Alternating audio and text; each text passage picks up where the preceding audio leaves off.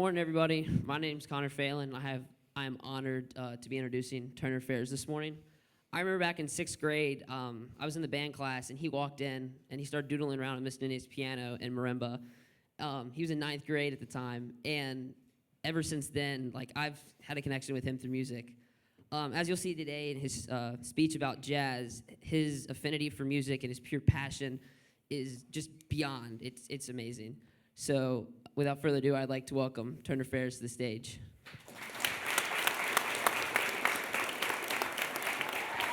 Thanks, buddy. Appreciate it.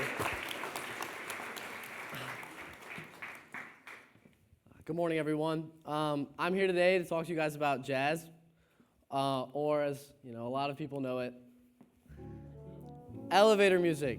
So, elevator music is jazz, but jazz is not always elevator music. It's kind of like the square and the rectangle. Jazz is not always speakeasy music or Miles Teller being screamed at by J.K. Simmons. You should go watch Whiplash. But a lot of you guys don't know about how jazz has changed the way music sounds today, how it's impacted our modern soundscape. So I'm going to give you a little two-part speech about the different ways it's shaped the way we hear music today. So I'm going to get into what I like to call the physical, so the instruments, and I'll give you a little bit of history in part A. So it all started with the blues. The blues was a genre that developed post-slavery in the United States. It is a genre that still exists today. It continued its development throughout the 20th century, and it's its own thing.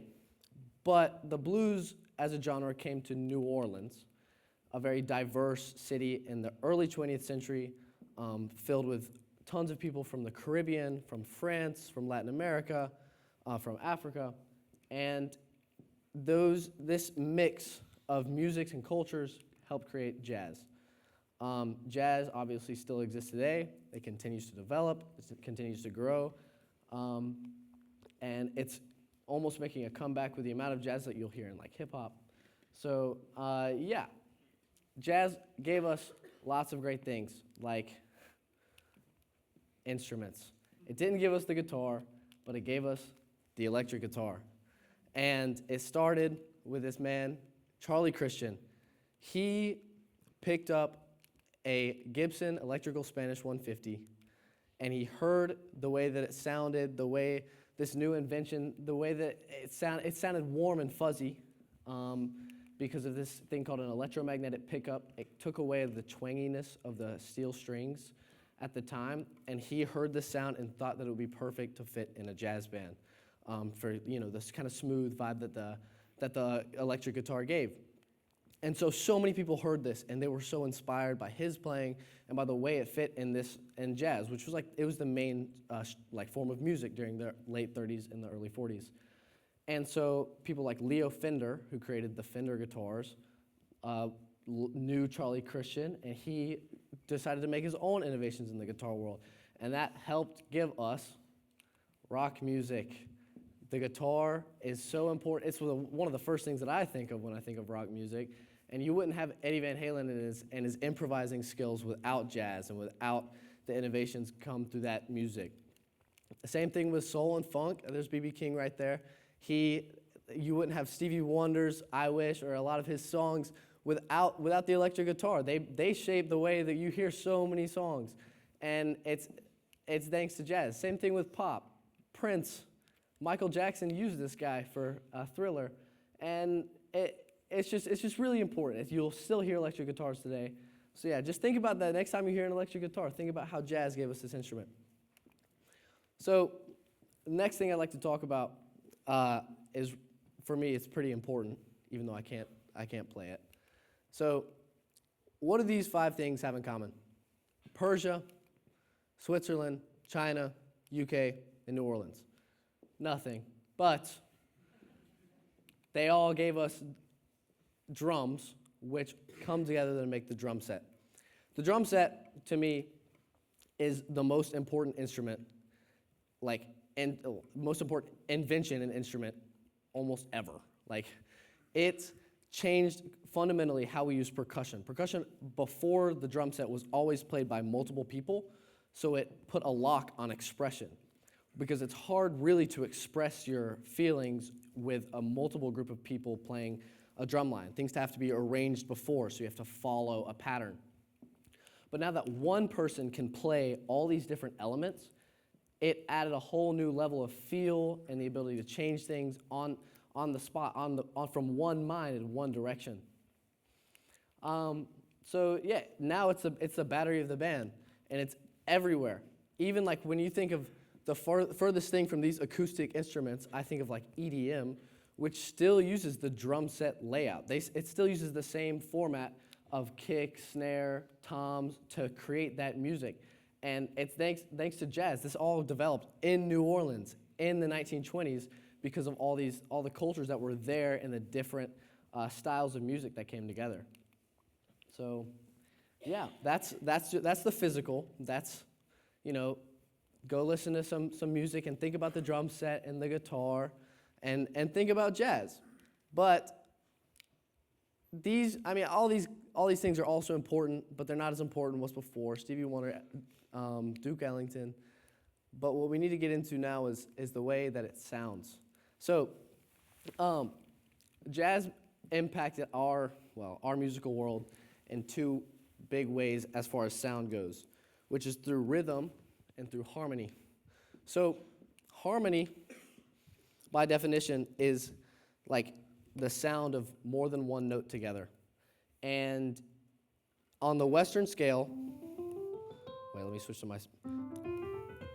On the Western scale, you have 8 notes, and it's built, you have 12, but you have 8 notes in a scale, and it's built around this major chord here. This major chord was created as an attempt to replicate the overtones that you hear when you speak, when you sing a note. And in classical music, everything comes back to this major sound, this open triad. And it feels good, right? It's very simple. There's often dissonance. Dissonance is when two tones come together and they make your ear hurt a little. Dissonance is what happens when the fire alarm goes off. So a lot of times in classical music, they would have dissonance that would lead to resolution. But the thing that jazz did, which changed the way music sound, is to give everything dissonance. So instead of playing this as your first chord and as the chord that you come back to, instead you'd play. And if you strip this chord down, that's kind of crunchy. It makes your ear it gives your ear a little twang. And that's because there are dissonant notes in there, but there's a new way to express chords. There's a new way to express harmony, because you can still have a good, happy sound without it being perfectly spaced. So now, today, for example, I can think of Harry Styles on his most recent album uses so many jazz chords because they offer a whole new world of expression. They offer a whole new world of being able to harmonically give ideas. So the next way that it, changed the way we hear things is through rhythm. The most obvious example for me is this thing called swing. So I'm going to give you guys another little music lesson. So this is a quarter note. For those who don't know, a quarter note represents the beat most of the time. And a quarter note can be divided into 2, and this is called an eighth note. So then played together is. But at some point in New Orleans, no one knows when, this rhythm became something that we call swing. And instead of playing straight, it's played. And I'm gonna let y'all hear a musical, I'm gonna play you guys a little musical thing so you hear the difference and the way that it feels in the groove. And also, I'm going to add these things called accents so that you can hear, what a jazzy groove sounds like. So this is straight, as in played with normal eighth notes. But when swung, it sounds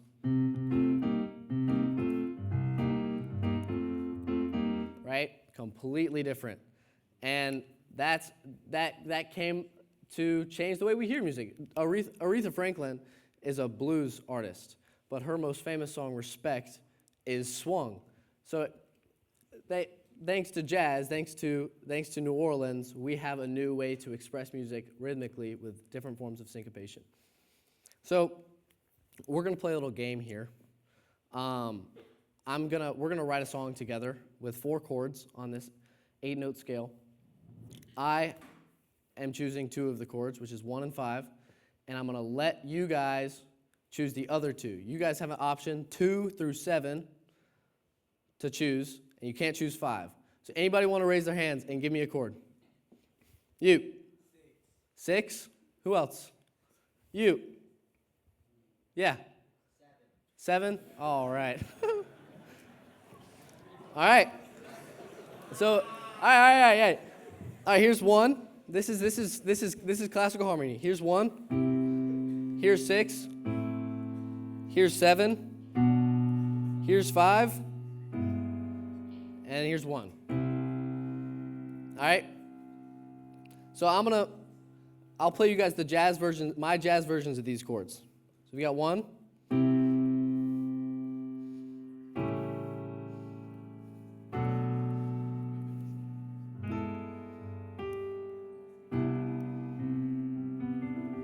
So now I'm going to swing it so you guys can hear a real like jazz rhythm. I might make some mistakes. I'm making this up as I go. So we'll have some fun with this.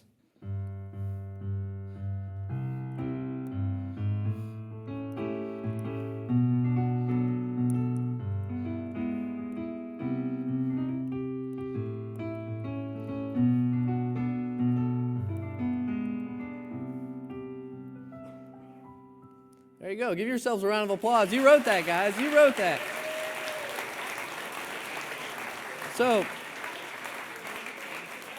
So, in conclusion, now that you hear, how jazz is constructed, using kind of these basic ideas and then adding some life to it, go listen to some music. Go listen to some in your car, listen to your normal music, and listen to how jazz has changed today's music. Also, go listen to some jazz musicians. Go listen to Bill Evans. Go hear how they've contributed. I'm sure if you can go and find some samples from your favorite hip-hop songs, and a lot of that is jazz music, and if you listen to those jazz music, you'll be interested. It has groove, it has feel, and it's very expressive. So go get yourself familiar with the genre. It's very important to our history as Americans and our soundscape as musicians. So I've written a little performance with a group, but I want to give you guys a disclaimer before. So AI is starting to enter itself in the music world. And one thing that I want you guys to listen for here is mistakes. Because mistakes are what we need to hold on to as humans, as musicians. And you guys, now we need to start enjoying mistakes in music. We need to start enjoying when people mess up, those little dissonance, the little crunches you'll hear in your ears, because that is the human part of the music you'll hear. That's the humanity that we'll give. Even if it sounds wrong now, that might be what we have to hear in the future, because of the entrance of AI that's trying to be perfect. And if it tries to replicate human mistakes, we have to do better than them. So listen to all the things I've talked about. Listen to some mistakes, some rhythm, some harmony, and enjoy.